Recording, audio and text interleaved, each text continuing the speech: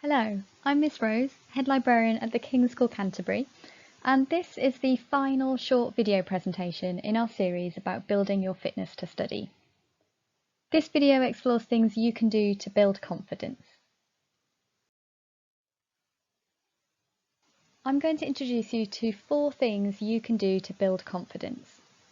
The strength smiley, the confidence jar, using imagery, and control mapping. We're starting simple with a strength smiley. I found this activity in Jenny Bird and Sarah Gornall's The Art of Coaching. It's a technique you can use whatever your age. It's a great one to do with young kids because it's so simple, but I think there are a lot of adults who'd benefit from this too. It's also a lovely thing to do for someone else. So what you do is draw a smiley face and label it with your name or the name of the person you're doing this for. We'll imagine you're doing it for you for now. Draw a number of lines out from the face as if they're rays from a sun. At the end of the rays, write down things that you feel you can do well, or things you feel good about. Think about what positive things your friends and family would write for you too. It can help to think of situations when you felt pleased about what you've achieved, and add in the skills you used to succeed.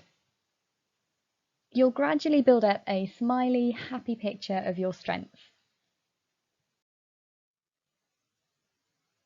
Here's a template you can use. It's such a great way to counter the all too common tendency we have to exaggerate the negatives and downplay the positives.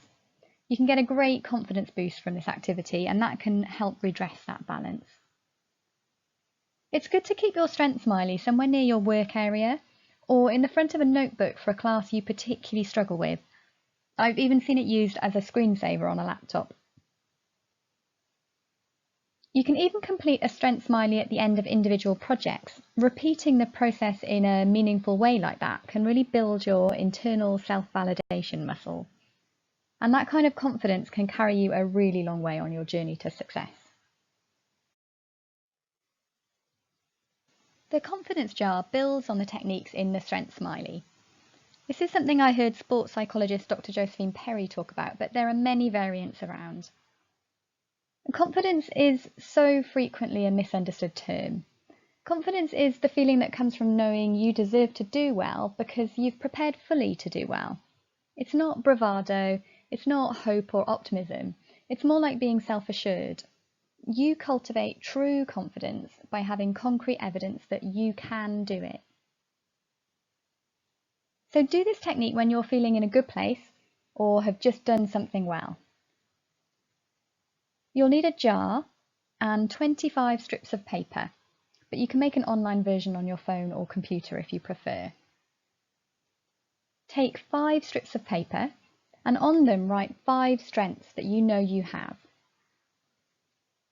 Take another 5 strips of paper and on them write 5 things you've achieved really well, things that you've done that you're really proud of. Then on another 5 strips of paper, write down 5 times you really struggled but overcame. It could be things you were really scared to do or things you found really difficult, but you did them anyway. Then on the final 5 strips of paper, write 5 lovely things other people that you respect have said about you. Roll those pieces of paper up and put them in your jar. Keep it somewhere safe, and when you feel your confidence slipping or the fear starts to creep in, or you start to think that you just can't do something, pull out your jar for an instant confidence boost. This is your evidence that you do have what it takes, that you can overcome and succeed.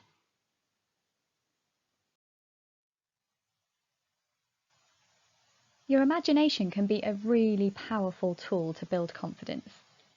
You may have heard of visualization techniques. Using imagery is very similar, but it incorporates the senses as well. What you're looking to do is a mental rehearsal of skills or a scenario that you want to achieve. This should incorporate all your senses and any feelings, bodily and mentally, you expect to have. Think about the smells and noises associated with the space you're imagining. You might like to close your eyes to do this, or set a timer if you're imagining something that's time restricted. You want to make the imagery as rich and as realistic as possible to get the most benefit from the process. It can help to write a script about what you expect to do, read it to yourself, record it on your phone and listen to it regularly, really feeling the entirety of the experience you're imagining. This is really great for activities you can't do at the moment. Using imagery to recreate the activity in your imagination can reduce any potential skill deterioration you might otherwise experience. Now, you might feel silly doing it, but remember, no one else will be listening, and you won't feel silly when you achieve your goal. One more thing you might find useful to know about using imagery is that memory is context-based, and this is a great thing to leverage. It's particularly helpful if you're revising for an exam. When revising, try to replicate the test conditions as much as possible. If you can revise the material under conditions that are similar to those of the test, recalling it will be much easier when you're actually taking the test. If you're stuck on a question in the exam and you know you've revised it, imagine your study area. The memory of the location, with all the sense memories too, might help you find the neural connections to the material you're trying to recall. Similarly, if you like the smell of a perfume or candle, wear the perfume or light the candle when you revise. Then wear the same perfume on the exam day, or think about the smell of that candle when you're in the exam room, and it'll help you make the right connections in your brain and boost your recall. Control mapping. There will always be tough times, and there will always be things you can't control or change. When you're preparing to face a particularly tough task or event, map the controllables. List the things you can control, the things you could have some influence over, and the things you have no control over. Learning to focus on what you can control or influence in some way, and accepting that the rest is just a waste of your mental energy, can be life-changing. Okay, so that's all, folks. That was the final part of our series, Get Fit to Study. I hope it's been helpful. You may have just dipped into one or two of these, or you may have watched all 6 parts. If you found them useful, do feel free to share widely. And thank you for listening.